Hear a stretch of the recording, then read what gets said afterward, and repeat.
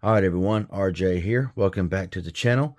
So today I'll be doing a speed test comparison between the Samsung Galaxy A15 5G and the Samsung Galaxy A14 5G. Let's get it started.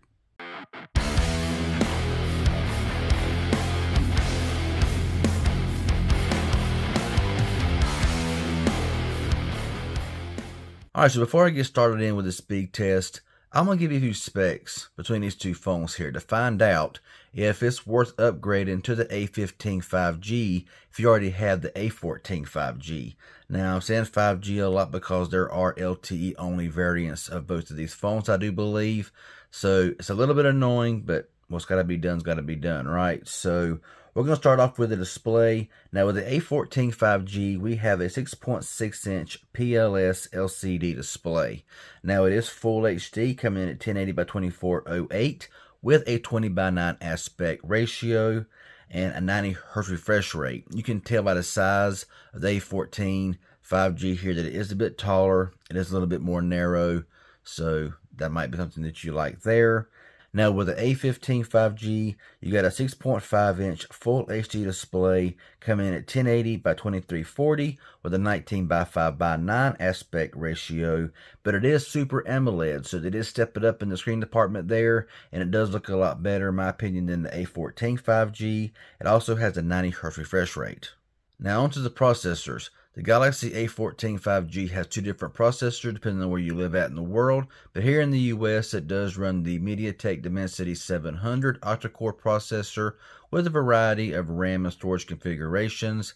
Now if you have the A15 5G, it only has one processor available, and that is the MediaTek Dimensity 6100 Plus octa-core processor, also with various RAM and storage configurations depending on where you buy these phones from. Now mine have the minimum RAM and storage configurations. Now the storage configuration for the bare minimum on the A14 5G is 64 gigabytes, but they bumped that up to 128 gigabytes on the A15 5G, so it is nice to see that there. But both of these here do have 4 gigabytes of RAM, and that's pretty low in my personal opinion here in 2024, but that's just the way it is. You can bump that up, if you want to pay more for it and all that kind of stuff. And but to have SD card slots, and both of these here do run on Android version 14 on One UI 6. My A14 just got updated a couple days ago, so this is going to be a pretty fair comparison. So with that out of the way, just kind of wanted to clear that up there.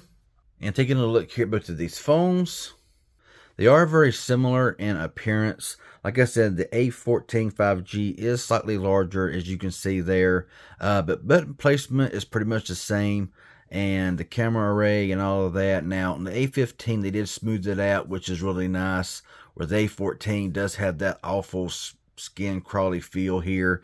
Now, both of them do have side-mounted fingerprint scanners, and they do work pretty good. I mean, they do work by pressing them here. You can see right there. Pretty equal, just kind of a tap and go. Also got face unlock, which is nice. Now, like I said, Super AMOLED over here, PLS LCD, and you can see a difference. Okay, there is a difference there. Both of them have 90 Hz refresh rates, and they are relatively smooth. I mean, they're not powerhouses, they're not flagship devices, nothing like that. I want to say that the retail price on both of these phones at release was $200. However, on carriers, you can get them for free or just very, very cheap. Okay, $200 for these phones, yeah, I wouldn't spend that on them, but that's my personal opinion. Now, I did run a Geekbench 6 test on both of these here. It took forever, so I screenshotted them. So let's go ahead and take a look at those scores. And here are the tests, very close, as you can see. 698 single core, 1881 multi-core on the A15 5G, and 697 single core and 1870 multi-core here on the A14 5G. Now we're here on the app open and test. Make sure everything is cleared out, and it is. So yeah, let's go ahead and get started in with this test, starting now.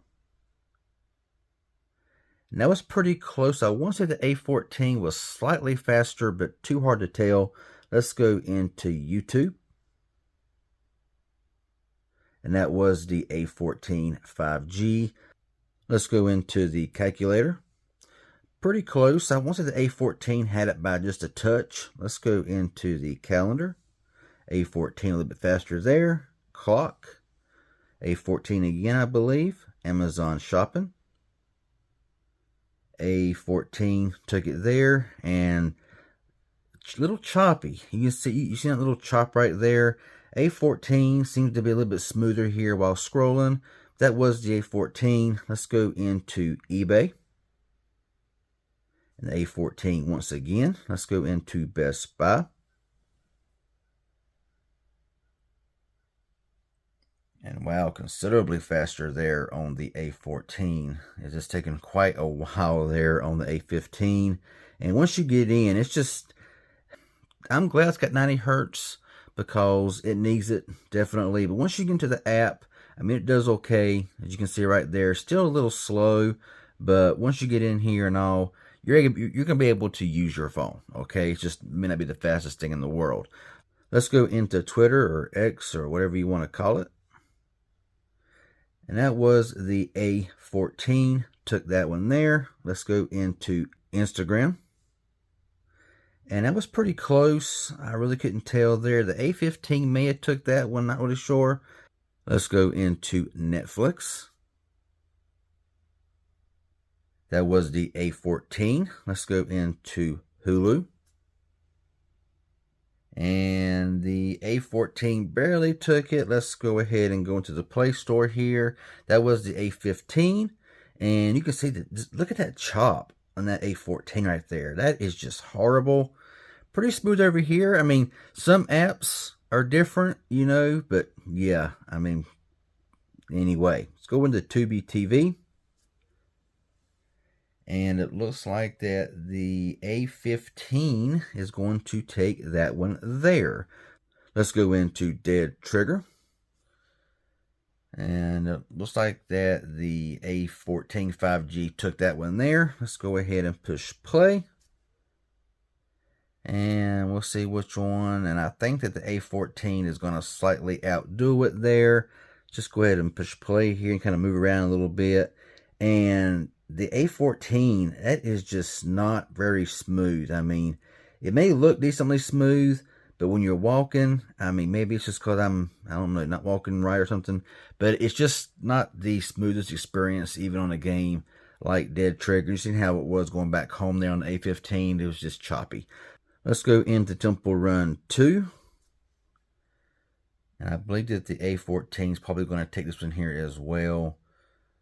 Let's see. Which one starts up here? So yeah, the A14 did start up a little bit faster there, so not much of a big deal. By push and play here, you know, a little delay, but you're not gonna have any problems playing these smaller graphic games like this here. I think I may have played Asphalt 9 and like Call of Duty Mobile over on here, but I haven't tried it over here yet. But you can kind of just see where it's going. But anyway, let's go ahead and go into Subway Surfer and see which one can get there first. I believe it's going to be the A14 5G. Yeah, that's definitely the A14 5G. So, as you can see there, I mean, you know, I was figuring really that the Dimensity 6100 Plus was going to be a major step up from the Dimensity 700 that's been out for a while. But from using these phones, I mean, this is pretty weak. I mean, this is actually a pretty weak processor here in the A15 5G. Now, if I've said A15 or A14, got them mixed up. The A14 5G is on the right, the A15 is on the left. So just clearing that up there. So how is RAM management? Now, both of them have 4 gigabytes of RAM, so I would not expect a whole lot here. Let's go into Subway Surfer and Temple Run. They were open, okay. Dead Trigger had to reload. Tubi had to reload. Play Store was open. Hulu had to reload. Netflix having to reload. Instagram, yeah, that was kind of weird. Twitter, reload. So it's reloading everything right now, and it's just a slow experience. I mean, I'm tapping on the app, and it's just a slow experience, and everything's having to reload, like even the clock's having to reload. Not even going to continue wasting time with that. Let's go ahead and go into Subway Surfer here on the A14, and here everything's open, good to go. Reload there on Dead Trigger. Tubi had to reload. Play Store was open. Hulu, that was open. Netflix had to reload. Instagram, yeah.